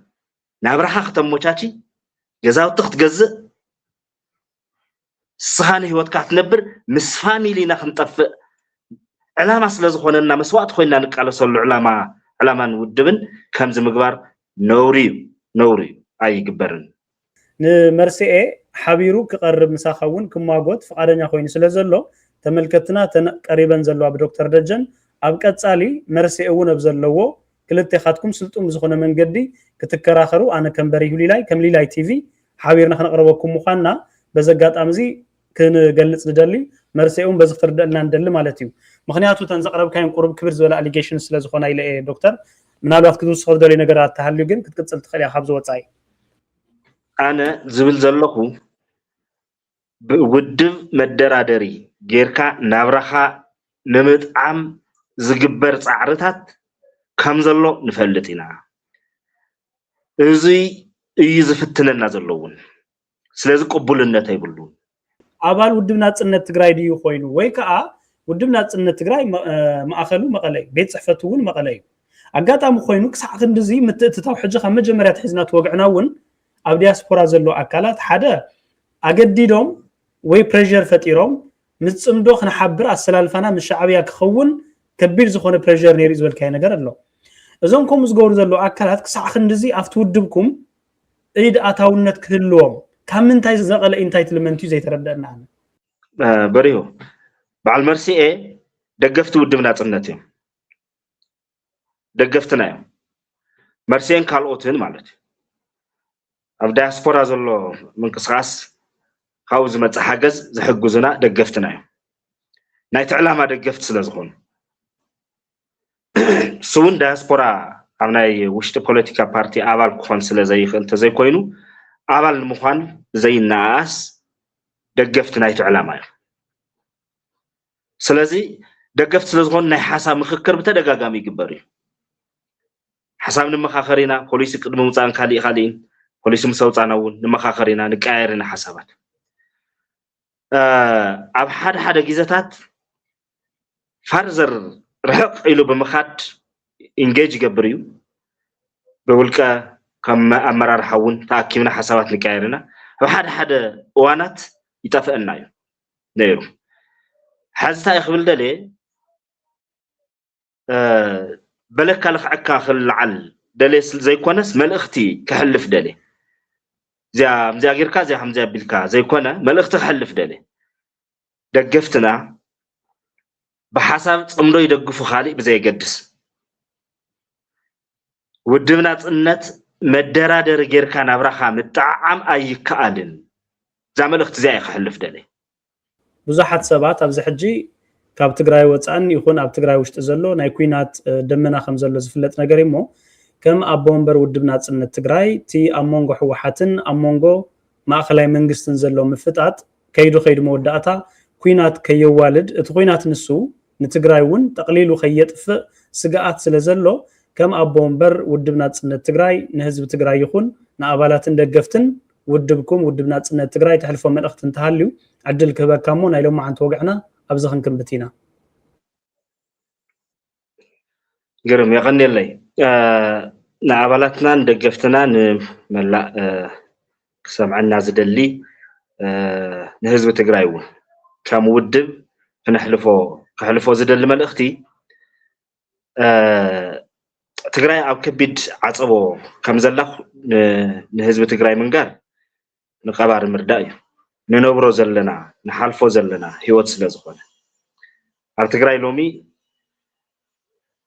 ወጽኻ ምእታው ዘይከኣለሉ ኩነታት እዩ ተፈጢሩ ዘሎ ገለ ተጨወየ ገለ ሞይታ ተረኸበት ገለ ከምዚ ኮነ መዓልታው ዜና እዩ ኮይኑ ከተማታትና ጸሚዎን እዩ ዘሎ መቐለ ናተርኣየት ነራ ኣብ ዝቀረባ ግዜ እውን እዚ ኩሉ ስጋኣት ዝወለዶ እዩ ጽምዋ ዝፍጠር ዘለውን ስለዚ ከመውድብ ዝሓዝናዮም መርገጽታት ክሳብ ሎሚ ዓዳጊ ስለ ዝሰኣኑ ኣብ ስልጣን ዘሎ ሓይሊ ብኣቃልቦ ክወስዶም ክፍጽሞም ስለ ዘይከኣለ መንግስቲ ኣልባ ኮይና ንፈርስ ዘለና ህዝቢና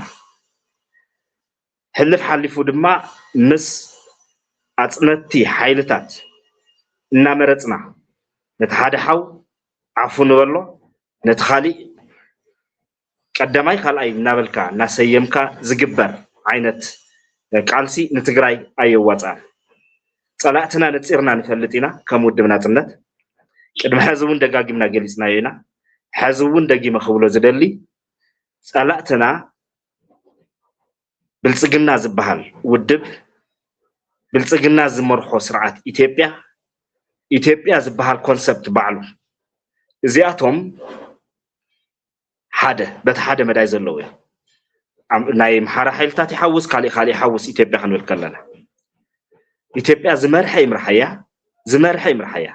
ዋላ እውን መለስ ዜናዊ እናመርሓ ኣንጻር ረብሓ ትግራይ እትኸይድ ዓዲ እያ ንዕኡ እውን ኢና ካብ ኢትዮጵያ ወፂና ሃገር ክንከውን ኣለና ዝበልና ስለዚ ብሓደ መዳይ ዞም ሕዚ ዝፀዋዕኽዎም ኣለዉ በቲ ካልእ መዳይ ስርዓት ሻዕብያ ኣሎ ስርዓት ሻዕብያ እውን ኣብ መቃብር ትግራይ ሃገርነት ክሃንጽ ዝደሊ ሃገር ኮይኑ ክቕጽል ዝደሊ ስርዓት እዩ ስለዚህ እዞም አካላት ዚያቶም ብፍላይ ሻዕብያ ናይ ፋኖ ናይ ኢትዮጵያ ንብል ዓዲ ዝመርሕ ዘሎ ብልጽግና ዝበሃል ስርዓት ብገበን ንሓቶም ጀኖሳይድ ዝፈጸሙልና አካላት ምስ እዚኣቶም ተጻሚድካ ናይ ትግራይ ረብሓ ከሳልጥ እየ ማለት ዘበት እዩ ከም ተዓንትዎ ዝበልክዎ ዕውራን እዩ ዝኸውን ኢትዮጵያ ዝበሃል ዓዲ ከም ዓዲ ኣብኡ ስካዕ ዘለና ስካዕ ንወፅእ ክንርብሖ ዝግበአና ነገር ክንርባሕ ክንብዝብዝ እንተኽኢልና ክንብዝብዝ ኢና መንግስትነት ናይ ትግራይ ምትካል ናይ መጀመርያ ዕማምና ክኸውን ኢና ንቃለስ ዘለና ኣብ ትግራይ ኩናት ኣብዘይ ኩናት ንኣቲና ኩናት ክንዕውት ኢና ክንርባሕ ኢና ኢልና ይንሓስብ እንተምንታይ ብውግእ ቅድሚ ሕዚ ኣይተሰዓርናን ደጋጊመ ገሊፀ እየ ተጋሩ ብውግእ ኣይተሰዓርናን ኣብቲ 8 ወርሒ ግዜ እውን ርኢናዮ ኢና ብውግእ ኣይኮንና ንሰዓርና ሰራዊት ኣይነበረና ነሾ ኣይነበረና ምንም ዓይነት ምድላው ከይሓዝና ናብ ኩናት ኣቲና ሰራዊት ግን ሃኒፅና ምክንያቱ ብሄራዊ ስለ ዝነበረት ጉዳይ ሰራዊት ተሃኒፁ ብውግእ ኣይተሰዓርና ከቢድ ዋጋ ከፊልና እምበር ኣብቲ ውግእ ኣይተሰዓርና ዝተሰዓርናዮ ዲፕሎማሲ እዩ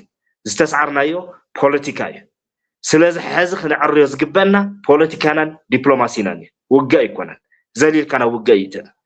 ብዲፕሎማሲን ፖለቲካን ዘስዓረና ሓይሊ ድማ ህወሓት እዩ ናይ ህወሓት ፖለቲካዊ ኣዞ ምስኣን እዩ ኣስዒሩና ሕዚ እውን ብውሽጢ ክንፈርስ ዝገብረና ዘሎ ናይ ህወሓት ፖለቲካዊ ኣዞ ምስኣን እዩ ስለዚ መጀመርያ ክንገብሮ ዝግበአና ትግራይ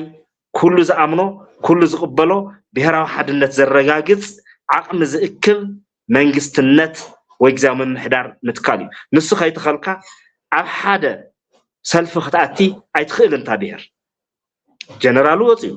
ፖለቲከኛኡ ወፅዩ ጋዜጠኛኡ ወፅዩ ዝኩሉ ትግራዋይ ክወፅእ ዝኽኣለ ኩሉ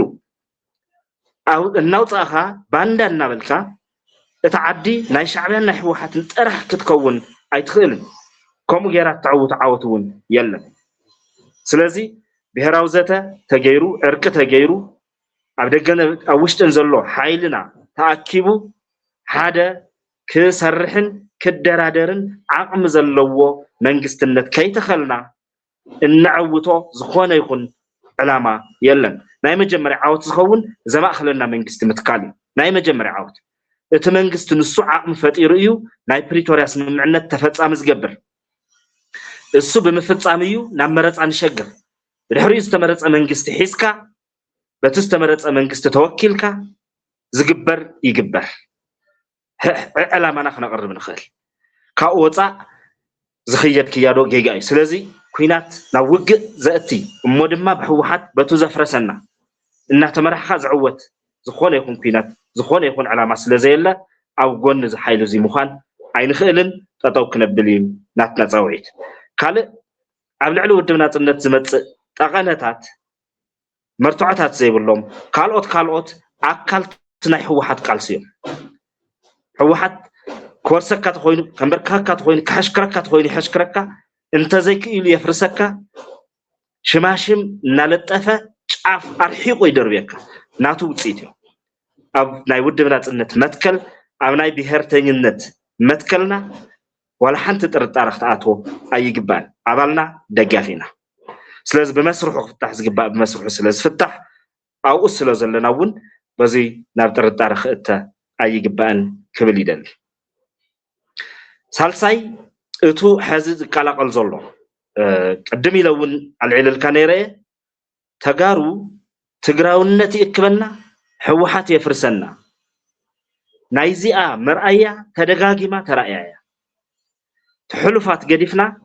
ኣፍታ 8 ወርሒ 2013 ኣፍታ መፃበብተን ፀበብቲ 8 ኣዋርሕ ሙሉእ ትግራዋይ ኣብ ደገ ያለው ውሽጢ ሓደ ኮይኑ ንብሄራዊ ህልውንኡ ተቃሊሱ ንናፅነቱ ተቃሊሱ ሽዑ ህወሓት ይነበረ ሽዑ ትግራይ እያ ነይራ ምእንተ ትግራይ ሓደ ኮይኑ ሰሚሩ ተቃሊሱ ኣብ 8 ወርሒ ታሪክ ሰሪሑ ድሕሪ 8 ወርሒ ጀነራላት መፅኦም ህወሓት ኢና ምስ በሉ ህወሓት እውን ተዓዊተ ዝብል ሰነዳት እናዳለየ ኣዴታት ጎረባብቲ ክትሓማመያን ክትጠራጠራን ምስ ገበረ ሓይልታት ክበታተኑ ምስ ገበረ كله قطاصر مسفتنا اچماليقو فلالينا ابايسنا انويرنا اسعيرنا اواردنا دحرز كله وردت نباسن اكو اذا حزي بورد مرصا ايثيوبيا زقلقلا ነገር ንኹሉ ትግራዋይ ሓደ ጌራቱ ያመሊሳ ሓደ ጌራቱ ምክንያቱ ትግራውነት ይሱ ዝተነኸ ትግራውነት ስለዝኾነ ትግራይ ስለዝኾነት ኩሉ ሓደ ኮይኑ ትግራይ ሓደ ትገብረና ብድሕሪኡ ግን እዚ ሓድነት እዚ ክብለጽ እንደገና መሪሕ ውድብ ሕወሓት እናበለ ሰልፍ ክገብር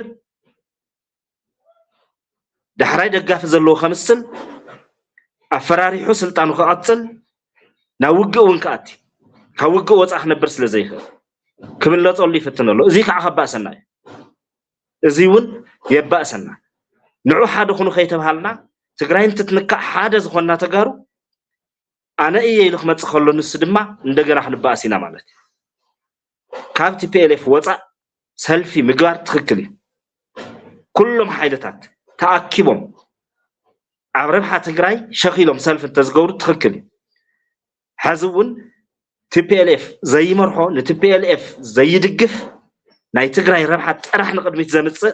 أبدا سبراون فقدو إمباسيتات كيدكا تب تجراي تجيرو زلو نجر ريفرس تزجيرو حدقة خمزلو مفلات يدلي جن حوحات دابل كايكونا حوحات دابل كايكونا زخونه ودب كبلت أرلو كفتن أيبولون زنجرزي